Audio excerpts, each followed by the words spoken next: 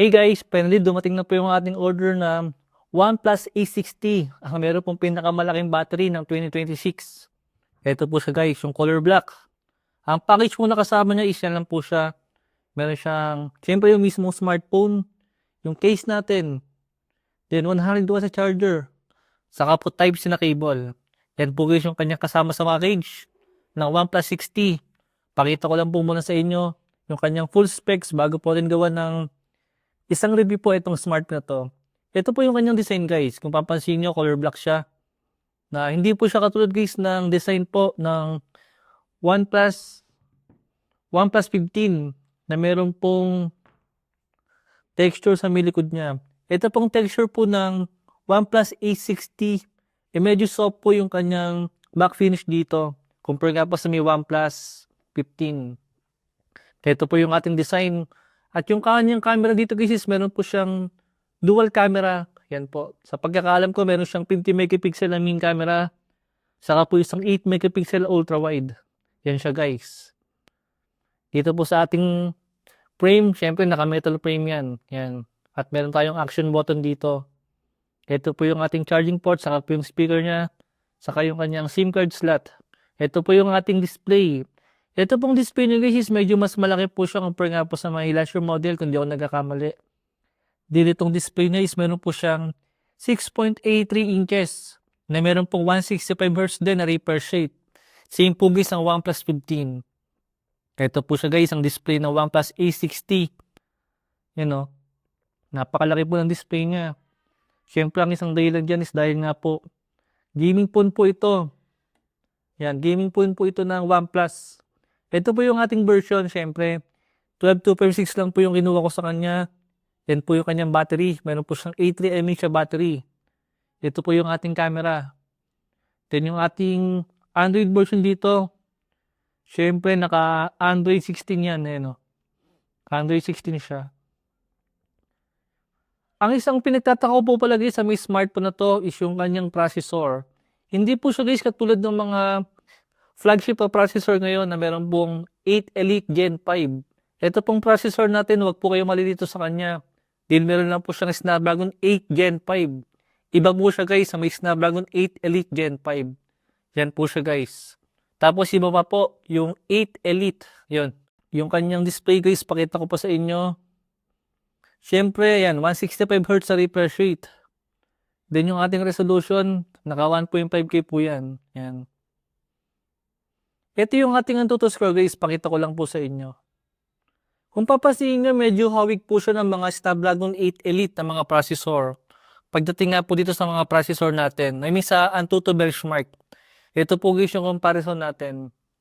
Ito po yung Poco F8 Pro. Snapdragon 8 Elite siya. Pero mas malaki po yung kanyang ano rito. Yung kanyang score. Kaya parang napansin ko sa kanya guys, ito pong Snapdragon 8 Elite. I mean, ito pong Snapdragon 8 Gen 5. Slightly guys, slightly mas mahina siya sa may Snapdragon 8 Elite. Pero yan po yung aalamin natin sa pinaka-test po natin. I mean sa review po ng smartphone na to. Pagka po ginawa ko na siya ng review. Kumbaga sa ngayon po, nag-base po muna ako sa kanilang Antutu score. Dahil sa pagkakaalam ko, ang score din naman guys ng 8 Elite nung last year model nga po is nasa ganyang score lang.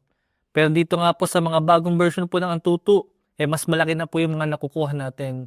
Till medyo, hindi ko lang guys, kung slightly overclock ba sila or talagang medyo may ginagawa pong magic si Antutu. Pero dito nga po sa may 8, sa may 8 Gen 5, yan po guys yung kanyang processor. Yan po yung alamin natin guys kung ano ba yung pinagkaiba niya sa normal po na 8 Elite. Then syempre yung pinaka-highlight nga po ng smartphone na to is yung kanyang 83 mAh battery. Sobrang laki nun guys. Tingnan po natin kung gaano bang katagal yung kanyang aabutin sa ating battery drain test. Tingnan natin guys kung tatalunin ba yan kung tatalunin ba ni OnePlus 6 A60 itong si OnePlus 15 pagdating nga po sa may battery drain test. Kaya nung nakita nyo nga po yung review natin, inabot po ito ng 28 hours itong si OnePlus 15. Then tingnan natin guys kung ilang oras po ito aabutin sa ating battery drain test pagka po ginawa ko siya ng review. Isang napansin ko po pala dito guys sa may OnePlus A60. Compare nga po dito na mayroong 165Hz din itong si OnePlus 15. Ito pong settings natin sa may Mobile Legends. Meron siyang 165Hz. Pero wala po siyang option dito sa may Mobile Legends, Henry. So, naka-ultra lang po yung frame rate natin. Ibig sabihin, naka 120 FPS lang siya. Pero wala siyang 165Hz. Well guys, sa ngayon yan po muna yung unboxing natin ng OnePlus A60. Tingnan natin yung difference ng smartphone na to sa may full review natin. Compare po sa ibang smartphone na merong 8 Elite na processor. Yan po guys yung ibang smartphone na merong 8 Elite. Ito naman guys yung merong 8 Elite Gen 5.